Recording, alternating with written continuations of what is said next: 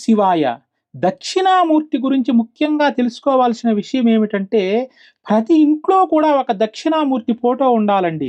ఆ ఫోటో వంక గనక చిన్న పిల్లలు ఒక్కసారి అలా చూశారంటే అలాగే చూస్తూ ఉంటారు. అంత ఆనందం కలిగించేటువంటి రూపం దక్షిణామూర్తిది.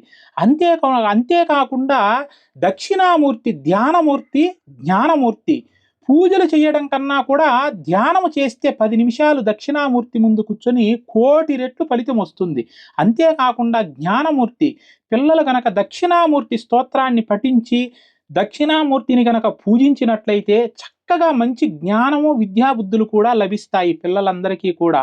మనకి తిరుపతికి ఈశాన్య దిక్కున ఏడుకొండల్ని ఆనుకొని ఉన్నటువంటి ఈశానేశ్వర స్వామి ఆలయంలో కూడా చక్కని అద్భుతమైనటువంటి ధ్యానం చేస్తున్నటువంటి రూపముతో ఉన్నటువంటి దక్షిణామూర్తి ఆలయం ఉన్నది.